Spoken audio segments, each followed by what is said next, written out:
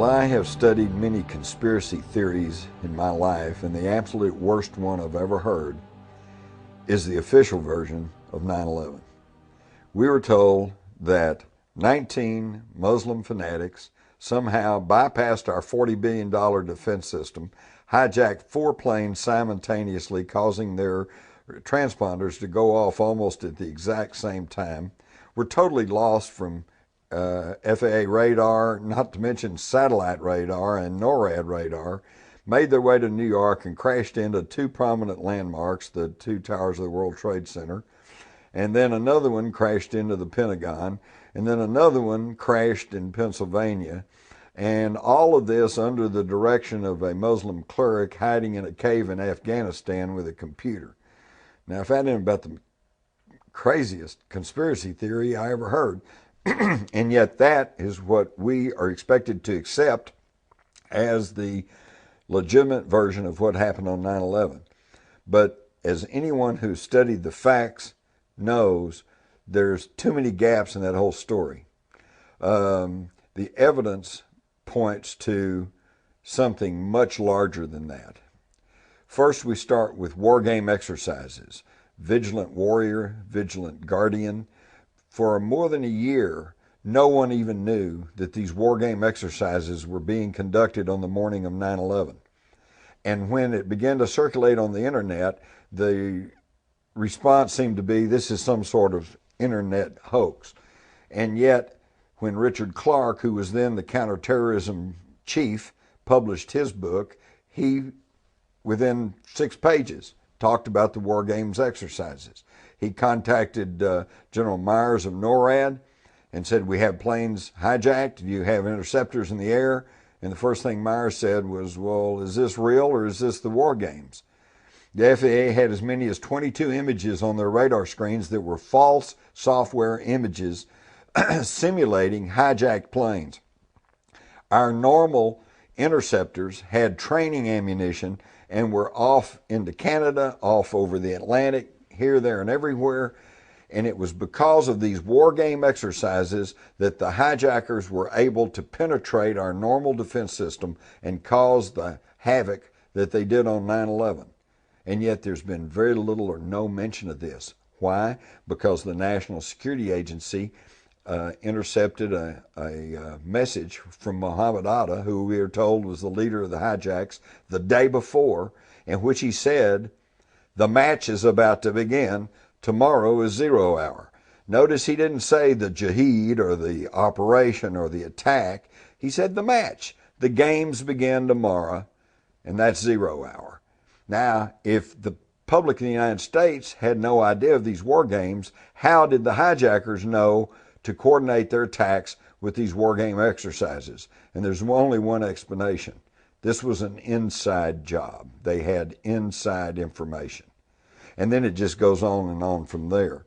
The collapse of the World Trade Center was one of the biggest disasters in world history. More firemen were killed than in any other one event. This was the first and only instances of modern skyscrapers that just completely collapsed upon themselves. It was the largest structural failure in history, and yet where was the investigation? They should have had everyone from building contractors and structural engineers and metallurgists and everything else. They should have pored over that evidence for months and months and even years to find out what really happened, to make sure it would never happen again. But this didn't happen. In fact, who investigated it? Was it the New York Fire Department or the New York Police Department? No. Was it the FBI? No, it was FEMA, the Federal Emergency Management Administration, which answers directly to the President of the United States. Okay?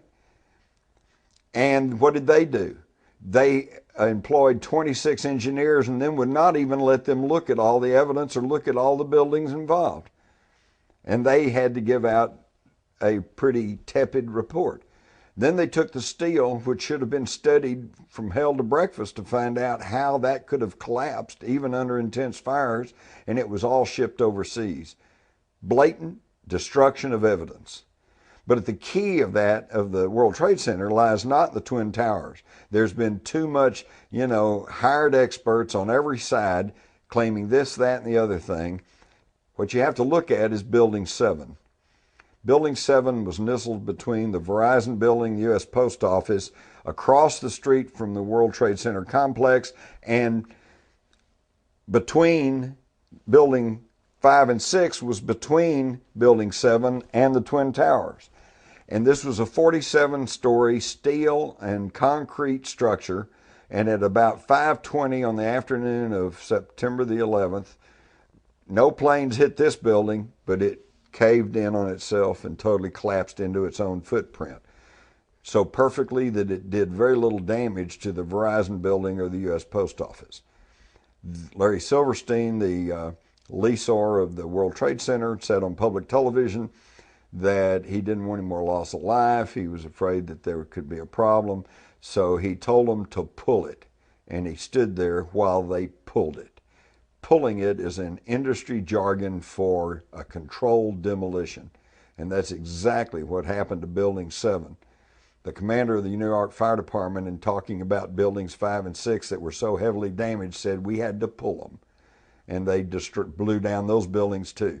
Well, if Building 7 was the result of a controlled demolition, then I think that there's every reason in the world to ask the question, was the towers the result of controlled demolition? The thing that really concerns me, having covered many controlled building demolitions, is that when they blow a building down, there is still huge chunks of concrete everywhere, and they have to go in and break all that up. In the World Trade Center, it was pulverized, nothing but dust and debris everywhere. Something with tremendous pressure was able to pulverize the concrete in those buildings, and you don't have that by a building suddenly toppling down. And I would point you simply to the Windsor Hotel in Madrid, Spain, which in early 2005 burned out of control through a whole weekend for 3 or 4 days, completely gutted the building, had temperatures in excess of 1,000 degrees. Building never collapsed. So there are serious questions that were never addressed by the hand-picked 9/11 Commission. Witnesses have been silenced. The people that I would particularly point to are the maintenance engineers for the North and South Tower, who are on the public record saying that there were multiple explosions in the buildings and explosions underground. Mike Pecoraro was in a 6th-floor sub-basement when the building shook. He and a worker went to the 3rd sub-basement, which was a machine shop, and he said it was destroyed. He said, I'm talking about a 50-ton drill press, just gone. And this was before the building collapsed. What caused the destruction in the basements of the World Trade Center before those buildings collapsed? Nobody's addressed that question. And of course, there's so many questions about the Pentagon that it's not even funny. That we are told that a big Boeing 757 smacked into the Pentagon, folded up like a tube and just roared in there, and then caught fire and burned up with such intensity that there's no wreckage left. And yet I interviewed a survivor, April Gallup, who along with her small child crawled through the hole in the west side of the Pentagon. There's no way she'd be alive today if there were that kind of fires going on and that kind of heat. And the key thing here is, we all know that after every major air disaster, they reconstruct the aircraft. They take every little piece they can find and they go to a hangar and they reassemble it so they can figure out what happened to that aircraft. Show me a picture of the 757 pieced back together from the Pentagon, and I'll shut up about the questions about the Pentagon, but they haven't showed us that and they won't. There's too many unanswered questions. This is a tremendous cover-up that's taken place, and if we are going to continue to call ourselves a free people, we better start demanding some truthful answers.